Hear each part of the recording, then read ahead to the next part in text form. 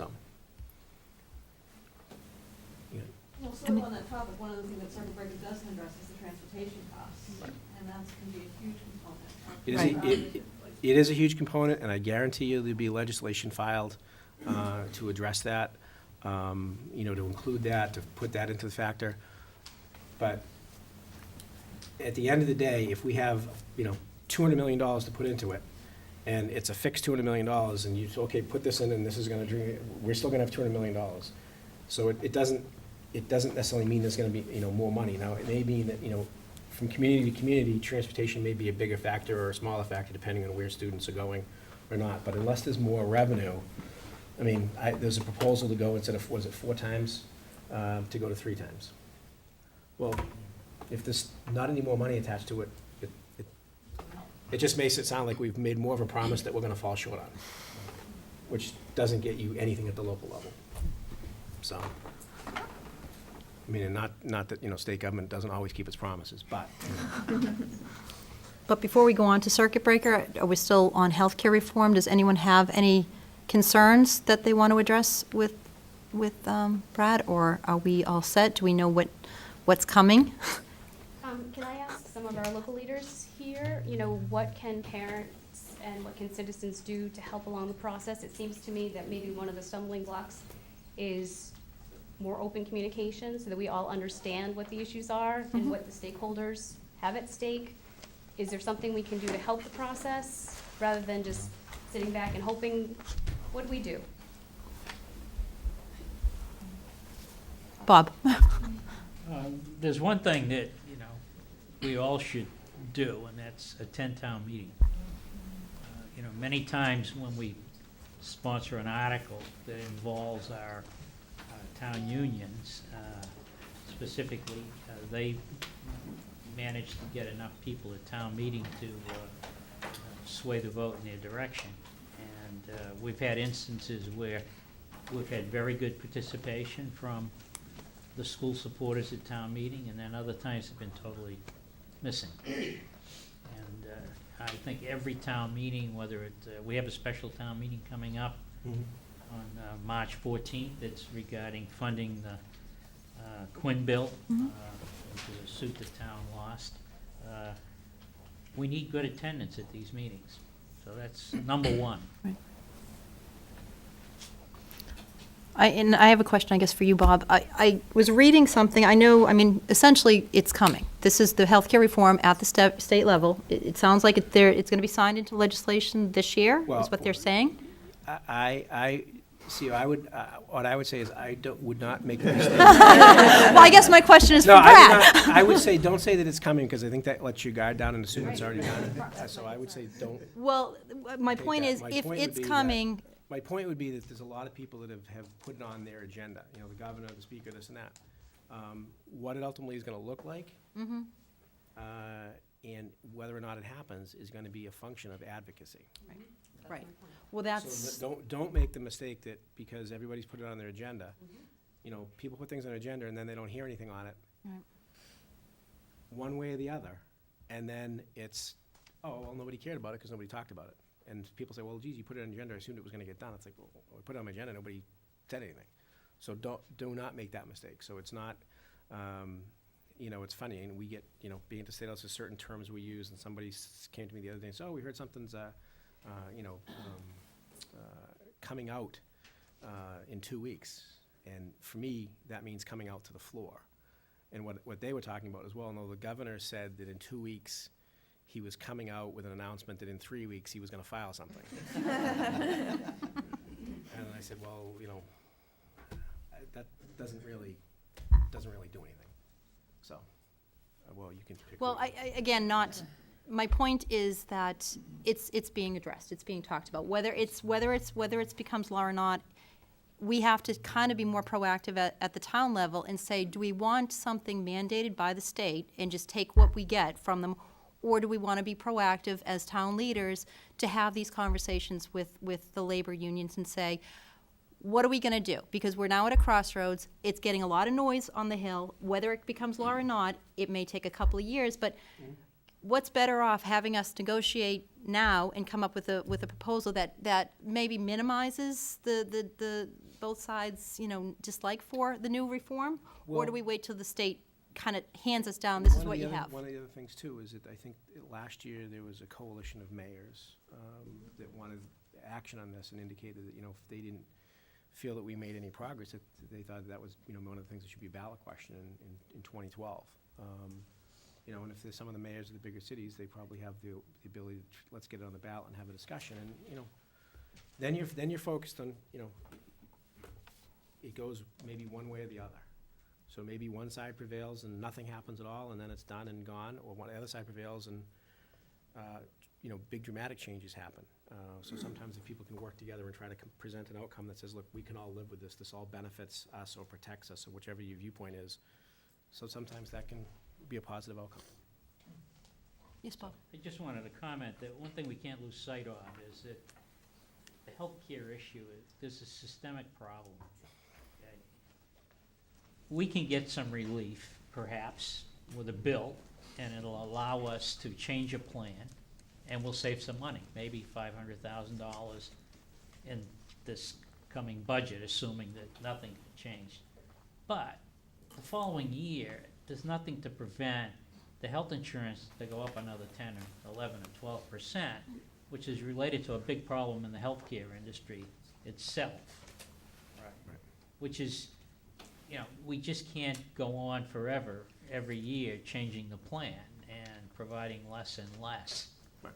without The fact is, major issues. as much as. So this problem You're right. goes well beyond the state legislature. Totally. Right. No, you're right, and obviously you have federal healthcare, the impacts of which are still Being felt. unknown. Well, being felt or even unknown. And the governor, the thing I was making reference to, what the governor in a couple weeks was gonna announce in a few weeks what he was gonna file. This was on sort of payment reform in healthcare.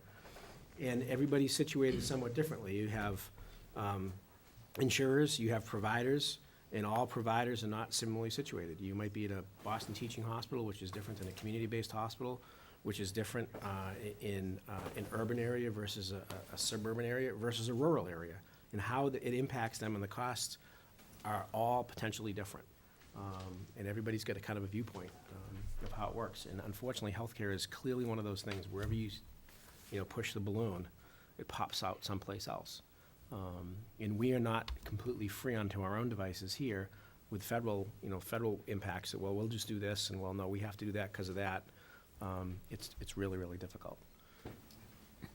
Okay, we probably should start moving on, but let's, Mel and then I Deanna. think it might be important, and I'll put Greg on the spot here for a minute, but we are, as a town, and the Finance Planning Committee meets, we say every month, but it's usually a lot more than that.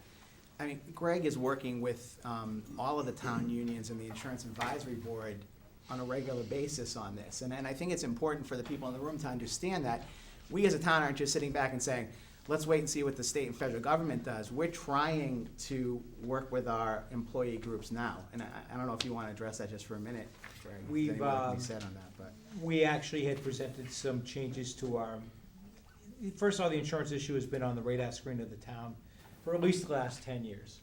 There were years when the town had 16% increases, went to its employees and tried to find some type of middle ground and was unsuccessful. I can speak to the efforts in the last years. We did propose a major change in the health insurance plan to our employees back in March and April. It didn't fly.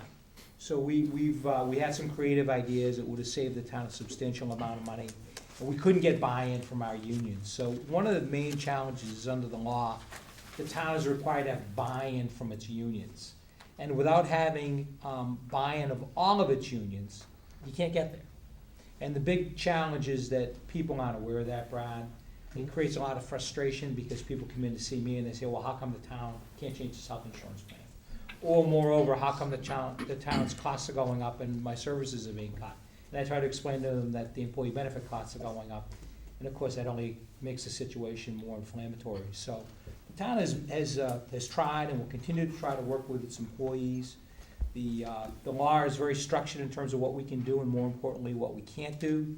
I'm pretty comfortable the town has brought on an insurance consultant who has a lot of great ideas. And I'm confident that we'll find some type of solution for the plan that renews in July of this year and get substantial savings with the cooperation of our employees. Did you want to make a point I before we do. move on? Okay. It sounds like for us as citizens to be helpful, we can be specific with our asks, which we can do. We can attend March 14th town meeting. That's never been a problem with you, Deanna, being specific. I need you to be more specific, and I'm coming back to that. And then, of course, June 6th, and that's great, but we have done a lot of different things and tried to be creative about not only getting your attention, Senator Tarr's attention, but with Stand for Children, a lot of people's attention. And we've written letters, we've done petitions, we've shown up, we've rallied at the State House, in the basement, outside, in your office. We've done beautiful, colorful books. And we've gotten hundreds of people to write notes and things like that. I've So gotten them, believe me, and I've written back. we've done I've written back to postcards. pretty much everybody, so. We've done all those things, so that everyone can hear Mhm. what gets the most attention. What makes people sit up straighter? Well, like everything in life, quality and volume. Can you be specific? Well, you can get the tear out postcard Yep. that somebody puts their name on that doesn't show a lot of time and commitment. And look, I realize everybody's busy. You're asking me, from my perspective, what I think has the most impact is when people, sit down and write a letter that's not necessarily the form, but tries to personalize it in terms of what it really means or what they think it means. Oftentimes, occasionally there may be some facts that are wrong, this and that, but that's helpful. But I think when you personalize it, then obviously getting those in volume, I think is helpful. I think also trying to broaden out. I mean, if you look at that book that you had, and you look at, North Reading's an overachiever. And maybe I agree and am there on 100% of the issues, but I'm 1/160th of the legislature. Right. And I'd like to think my vote, counts for more than just one vote, but in reality, it doesn't. It's trying to have that volume that's North Reading become that volume that's a number of other districts. And I think that's helpful too. So and how do you take North Reading and make it, I think North Reading's great. I think Shrewsbury, is one of the communities that's great. There's a few, if you go through there, that was for Greg. If you go through there, there is, there's probably maybe 15 or 20 communities that are really great. Then there's some other towns that are, I'll take just my district, my 4 towns. There might be a couple people from Reading, a couple from Linfield, a couple from Middleton. North Reading has them outnumbered and outgunned. I mean, I wish we did that could do that in all our sporting contests with those towns. But, I think it's trying to add that quantity across a broader perspective, which obviously is maybe beyond the purview. But if you all have friends, maybe you lived in a community before you came to North Reading, maybe you have friends, maybe you have relatives saying, this is a really important organization that's advocating for, my kids, your kids, your nieces or nephews, whatever it might be, take the time to get involved and maybe sign this petition and add your name to that. So that's the quantity piece. And the quality is, I think, when people write a personal letter. And I think trying to be as accurate as we can about bill numbers, because a lot of times, I get lobbied by people all the time on, please, and again, I realize people are busy and, there's a lot of talk about we need to do more in civics, but I get lobbied on federal issues all the time. Please vote to repeal President Obama's healthcare plan. You can't do that? I don't have a vote on that. I don't. So you get that, and that tends to be like, well, I don't have, I can have an opinion, I can sign a letter on that, but I don't have a vote on that. And so many times I get to, lobby on a federal thing. But that just kind of undercuts the advocacy, because it's like, okay, this person doesn't, and look, I realize in the day and age now, a lot of the emails are kind of the blast generated, put your name in here and it auto sends. To the extent you get the chance to put in the little personal piece and make it different, take the time.